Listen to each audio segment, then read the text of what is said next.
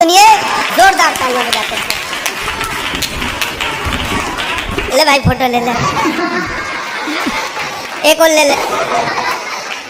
जाके बताना अपनी वाली को ऐसे हैंडसम लड़के भी मार्केट में घूम रहे हैं। बहुत बढ़िया। आइए, आप तो भगवान कसम बाहर खड़े हो जाओ तो गिलहरी चढ़ जाए, समझ में नहीं आया आदमी है कि नहीं। ये रंग होता है शानदार, बिल्कुल ना जाने वाला रंग। मस्ती में आराम से, कोई दिक्कत की बात नहीं। तुम्हारे तो पार्षद बनने के चांस भी नहीं है। ये चाय लेके घूम रहा, सोचरा अगला प्रधानमंत्री बनेंगे। बहुत बढ़िया।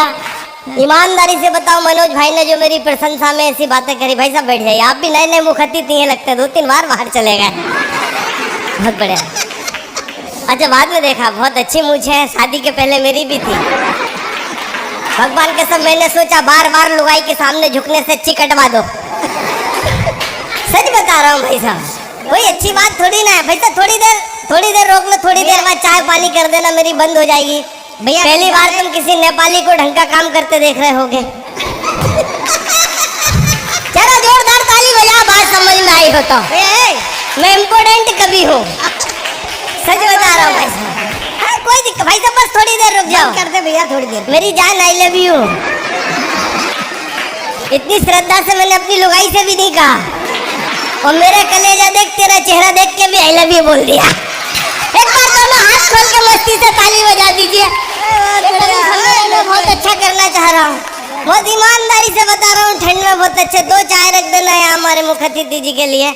उन्हें ध्यान नहीं रहेगा मुझे सुनते सुनते कौन सी ठंडी हो जाए। इंटेलिजेंट लोग रहते हैं सही में। मनोज भाई मेरी तारीफ कर रहे थे, अद्भुत। कभी तो मैं इनका बहुत व्यक्तिगत रूप से फैन हूँ, बहुत इनके बहुत टैलेंटेड आदमी है, 6 बच्चे हैं इनके। मैं सही बता रहा हूँ। मैंने कहा भाई साहब पहले बच्चे का नाम, अब तालियों के महोत्सव से मुझसे जुड़ जाना और बता देना, बात समझ में आए तो। मैंने कहा मनोज भाई 6 बच्चे, पहले बच्चे का नाम। बोले पहले बच्चे का नाम रामू। मैंने कहा बहुत बढ़िया मनोज भाई। दूसरे बच्चे का नाम, बोले उसका भी रामू। मैंने कहा तीसरे बच्चे का नाम, बोले उसका भी रामू। मैंने कहा 6 बच्चों के नाम, बोले सबके रामू। मैंने कहा भाई साहब दिक्कत हो जाती होगी, परेशानी हो जाती होगी, एक बच्चे को आवाज देते होगे 6 के 6 आ जाते होंगे। बोले लक्ष्मण नेपाली फालतू बात मत कर, इनके सरनेम अलग अलग है। एक बार हाथ खोल के बता, बात समझ में आ गई हो तो। स्थिति तो जरा दूसरी है भाई साहब। नेपाली को आपने बताई दिए, कोई दिक्कत नहीं। नेपाली बढ़िया काम की चीज है, भगवान के सब में इसलिए भी खुश हूँ, हमारे पूरे नेपाल में एक भी पप्पू नहीं है बस। और जो एक था वो यहाँ आ गया, क्योंकि जो इज्जत आप पप्पू को देते हो पूरी दुनिया में कोई नहीं देता।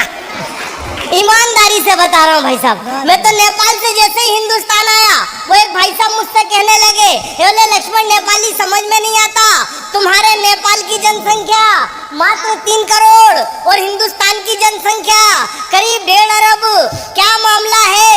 मैंने कहा कुछ भी मामला नहीं है, हमारे नेपाल का मात्र एक नियम है। बोले क्या नियम है? मैंने कहा हमारे नेपाल का नियम है कि हमारे दो जितने भी ज्यादा हो इंडिया पहुंचा दो। भगवान का सब टेंशन खत्म। टेंशन लेने की जरूरत ही नहीं भाई साहब। हिंदुस्तान में तो इतना टेंशन लिया जा रहा है, इतना टेंशन लिया जा रहा है, जिधर चले जाओ उधर। और सबसे ज्यादा टेंशन ले रखा है महिलाओं ने। भगवान के सब देख लेना, जिधर भी इतने ग्रुप बना रखे महिलाओं ने, महिलाओं को बचाओ, इधर से बचाओ। ये आदमी रोज रोज पिट रहा है, एक भी संस्था नहीं है पुरुष बचाओ। सीने पे हाथ रख के बता देना भाई साहब, एक भी संस्था नहीं है। इनकी गति यही समझ रहे हैं। तब मैं पुरुषों के समर्थन में आया, जिधर चले जाओ महिला महान, महिला महान, महिला महान। मैंने कहा हट, हम पुरुष महान। इस सृष्टि में अगर सबसे ज्यादा कोई महान है तो भाई साहब हम पुरुष हैं। हमारा इतिहास सही से नहीं लिखा गया। हम पुरुषों ने जो महान काम किए इतिहास से नहीं बताया सही। हम पुरुष से ज्यादा आज तक सृष्टि में कोई महान नहीं हुआ। हम पुरुष एक लाइन में जीवन गुजार देते हैं, सादा जीवन, उच्च विचार। विश्वास ना हो भाई साहब, इन महिलाओं को देखना, मात्र 1000 रुपए की सैंडल लाएंगी और पूरी कॉलोनी में दिखाएंगी क्यों रीना कैसी लग रही हूँ। भगवान के सब इतने में भी दिल ना भरे, व्हाट्सएप पर डाल दे क्यों कैसी दिख रही हूँ।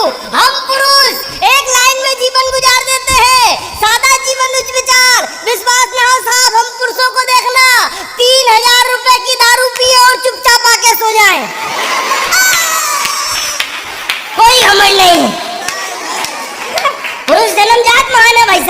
पुरुषों का